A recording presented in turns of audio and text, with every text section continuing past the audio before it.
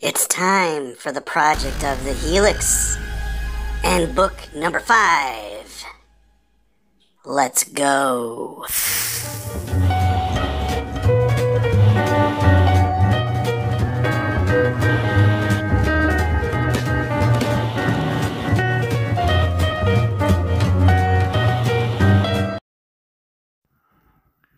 Well, hello again and welcome back to Ruby the Elite.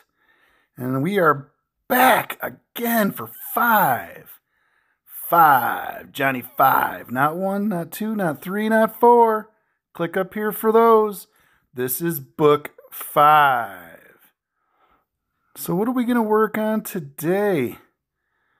Well, we're going to continue on in the transmission area. We were having some fun with that Variator. We're going to start today by fixing that up, getting it nice and pretty, and then we'll go on with the clutch, replace the belt, and then so on. We'll see where that all leads us. But we got to get that transmission all in order. Without further ado, let's get started. We need to clean all this chocolate pudding out of here. All I could think about is pudding. Well, let's clean it real fast. And there you go. Looks like brand new. All ready to go. You don't need to put anything in it. Nothing. No more grease. Let's take a look at the ram plate. That's the proper name of this. It's got 3 slides on it going around it. That's what these are. What's nice about the Helix, they can only go in one way. You can't screw it up. A lot of the old Hondas, you could put them in either way and they might be tighter one way over the other. And sometimes it was hard to tell if you even had them all in the same way. The Helix took away any chance of that. They only go in the one way. Let's clean this up. There you go. Simply Green Purple did the job for both of these. Now we just slide these back on, and keep in mind, we are not cleaning the grease plate. We're doing nothing with that. It's going in a baggie or thrown away. Not to be used again. Here's some new rollers. Why did I buy rollers? Well, actually, you never know. And I didn't want to take a chance that I had flat spots and then it was going to delay me. I decided I'm just going to buy some new rollers. They're not that expensive. If you're worried about nickel and diming this, then this is not the hobby for you, because you got to put in a little money to, make it nice. And if you're not prepared to do that, then you really shouldn't be buying one of these. We'll put the ram plate on. And there you go. It is so clean as a whistle. Slides nice. Does not need the grease to slide. I keep on emphasizing that. Throw this junky plate away. You'll never need it again. All right, it's time to give the inside of this a good cleaning. Take our clutch out. Wipe all of it down. We're going to start with taking that nut off. Again, with our impact wrench. The clutch, there's not a whole lot that we have to do to it except a nice little cleaning, using a light sandpaper inside the bell just to kind of resurface it. We'll go over the clutch weights as well. That's where each of those pads are. Each one is on what's called a clutch weight. I don't think we need to take this apart. Even over 25 years, there's not anything in this that really can go bad. It just needs a cleaning. It's when you put a lot of miles on and this is engaging all the time that each one of those pads will wear down. I really recommend sending them off to a company in Michigan. They'll resurface the pads. That's what I used when I had my 84 done, my Elite that I call Ruby. We'll put the bell back up here and look at all the grease that came off onto my hands. Definitely needs a good cleaning, that's for sure. Let's wipe all this up, though, with our magic. And there you go. Take a look at that. We got all the grease out of there. That's about 20 Q-tips just to get in all those crevices.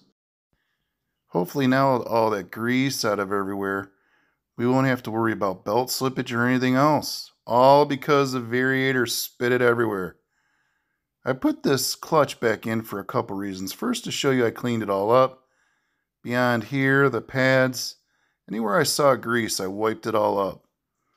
Now it hopefully will engage the belt perfect.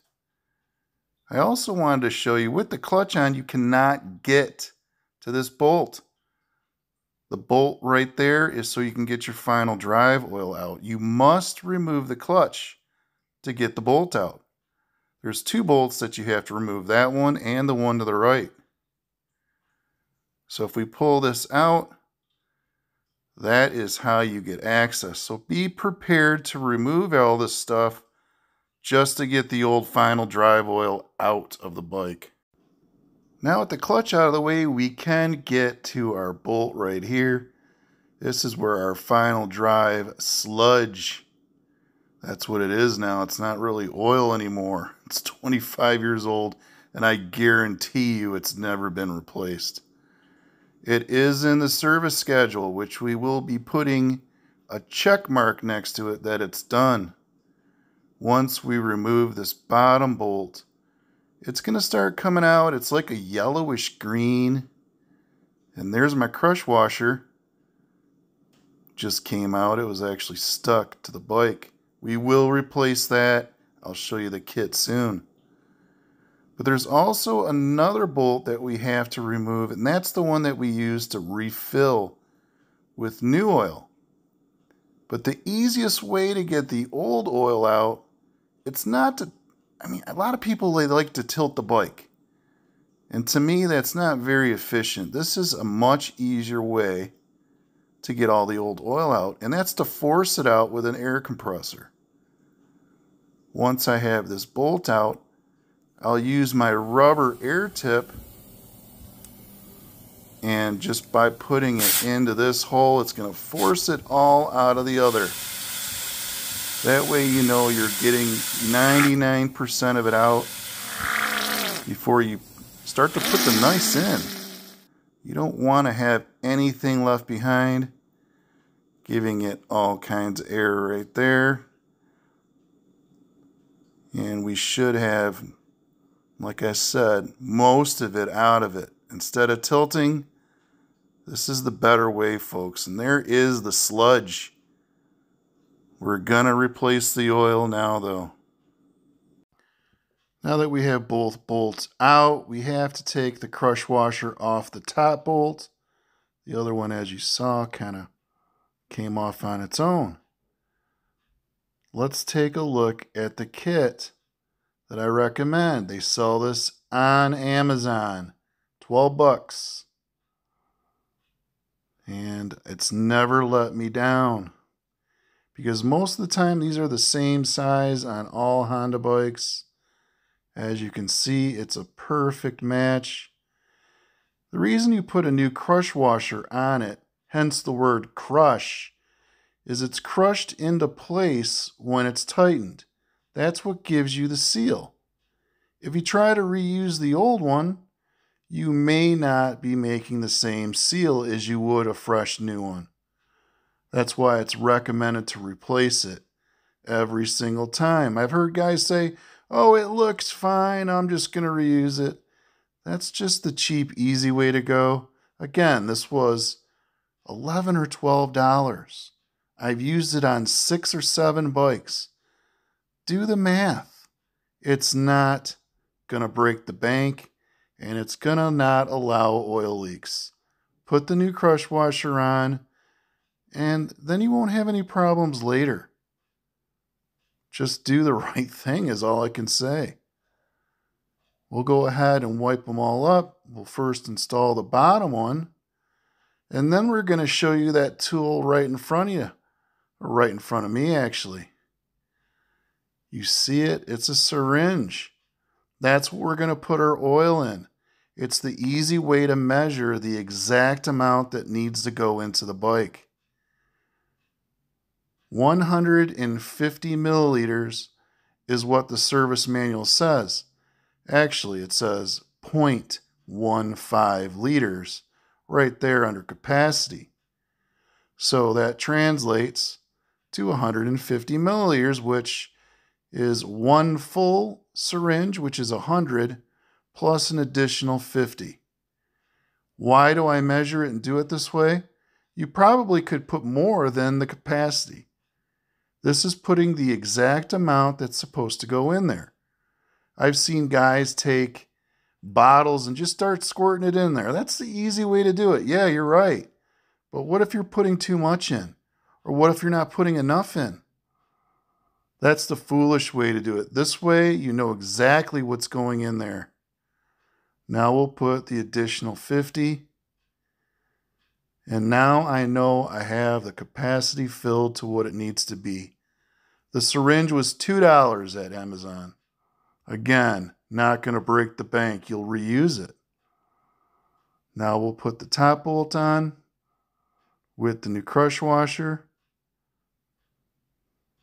Tighten it down real nice. Do a final wipe up. And there you go.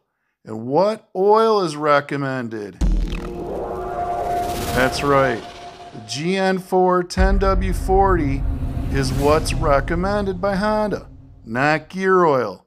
You use what you want, and I'll use what I think is right from the service manual. Let's go ahead and put the clutch back on. Now that everything is all set, let's put it all back together now. Like I said before, we're not going to put the old belt onto the bike. We have a brand spanking new Bando belt. Honda part number there if you'd like. We're going to put the new belt on, and that way I know for sure that the old one isn't been compromised like I mentioned by weather. As you can see, it says Honda Bando on it. And when you install it, you just want the writing facing you. I don't think it matters which way it goes on, to be honest, but this is the way that I've always done it. We're just going to go ahead and put it into the groove of the clutch for now.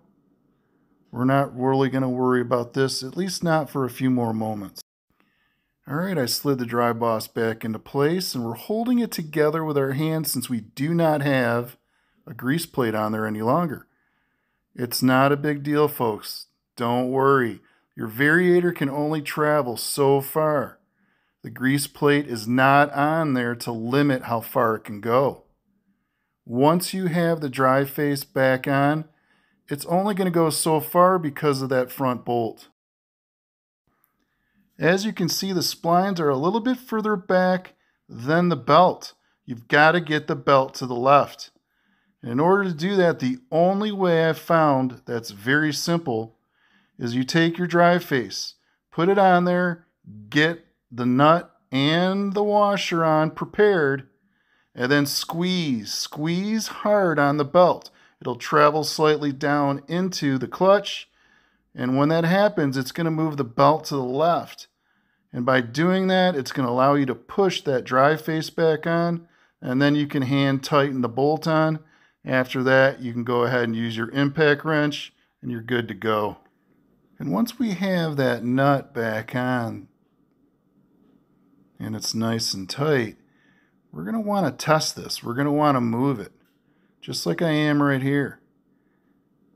This is showing you that the dry face is on the splines and it's moving the way it's supposed to. If you can't do what I just did, then you better start over. By the way, I did clean the inside of the bell, which is, just some sandpaper, light sandpaper, and cleaned it up.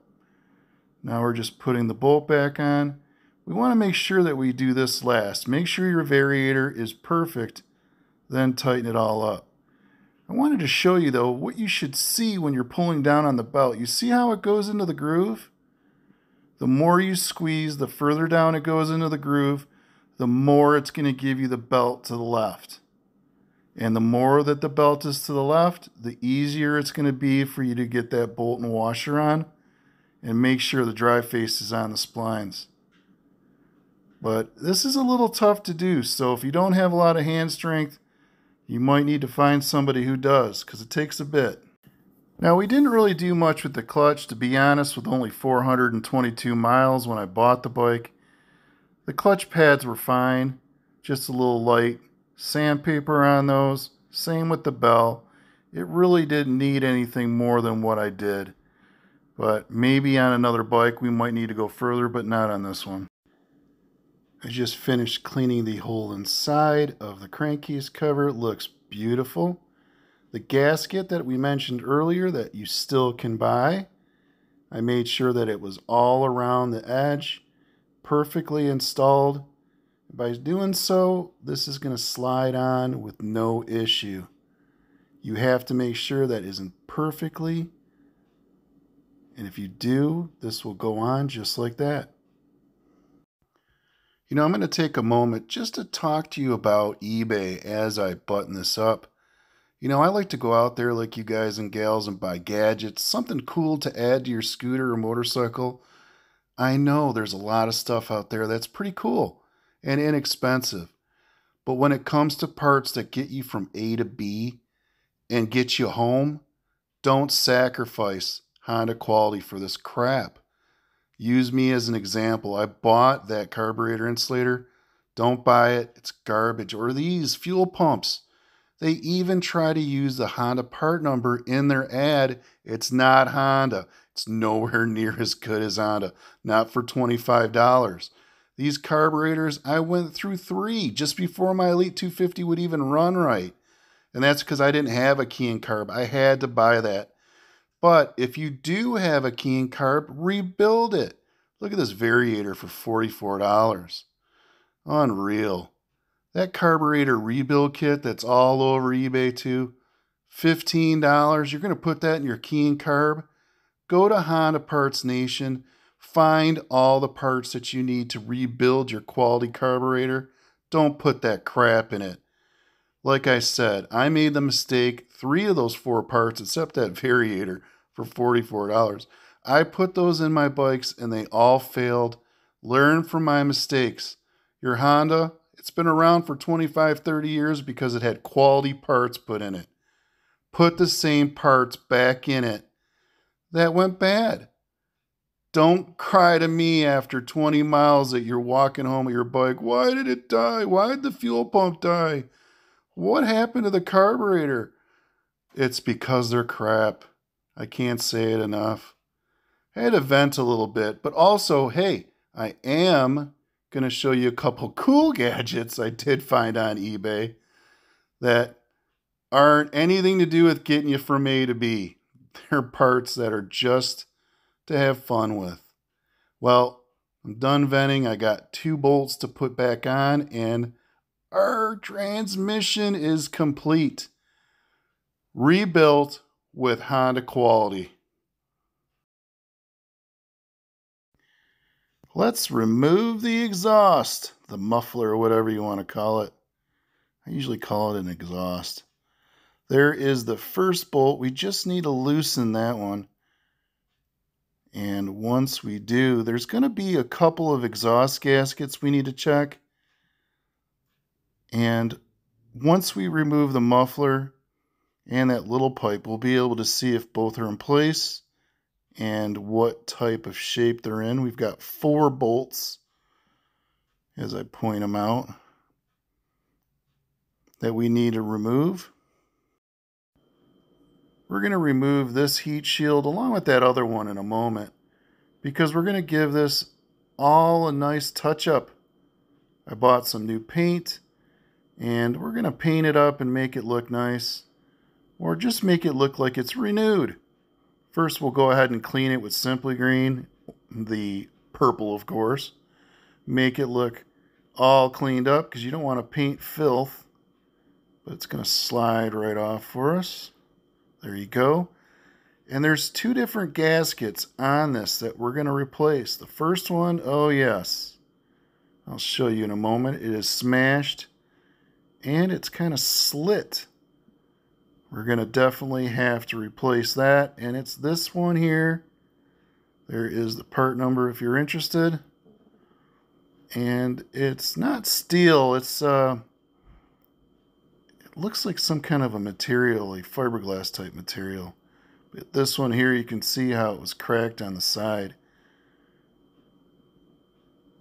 First though, we're going to go ahead and put on this heat resistant paint. Give it a little touch up real quick. Let's see how it looks now.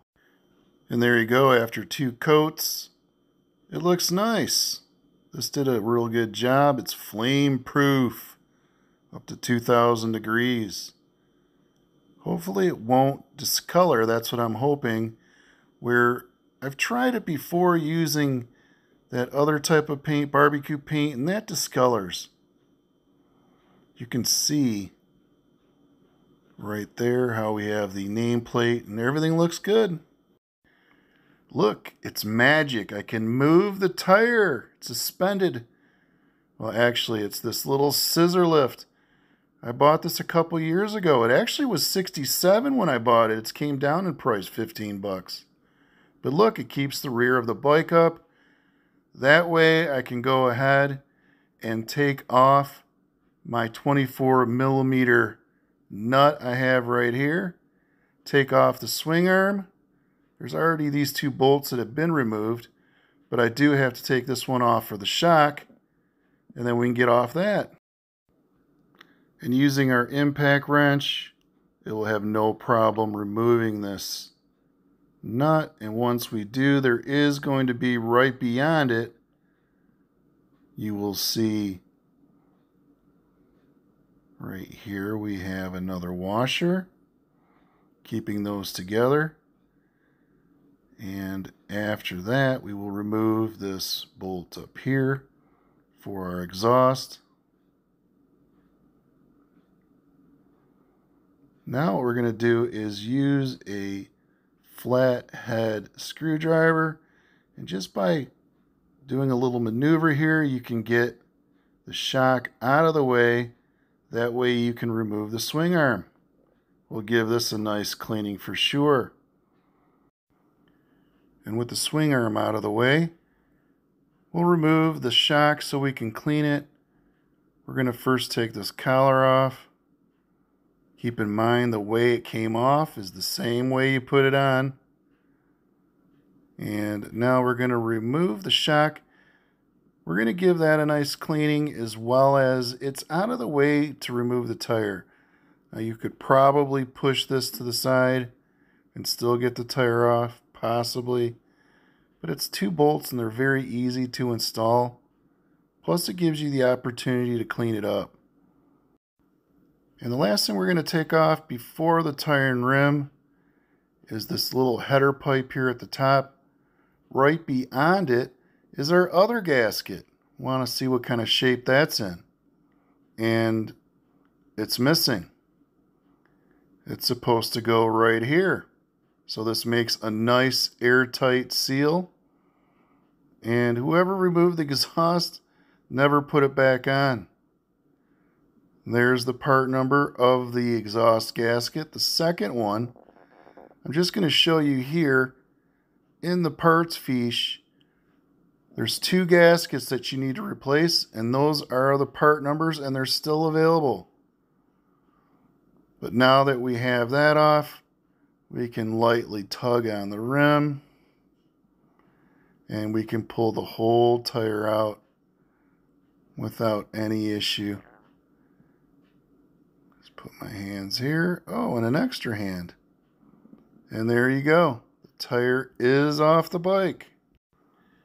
And now with it removed, I can finally clean back here. I've been dreaming of cleaning this up.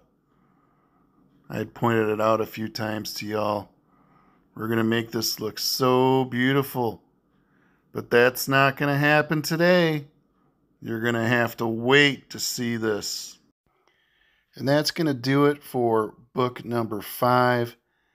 Book 6 is coming soon. And go back and watch the other ones. Get up to date. Plus, I've got tons of other content. Restorations on Elite 50s, the Elite 250, a Yamaha Morphus. All kinds of transformations from ugly ducklings to beautiful swans.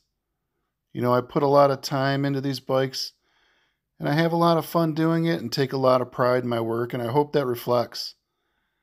Coming soon, there is going to be some gadgets, like I said, but we've got plenty of time for that.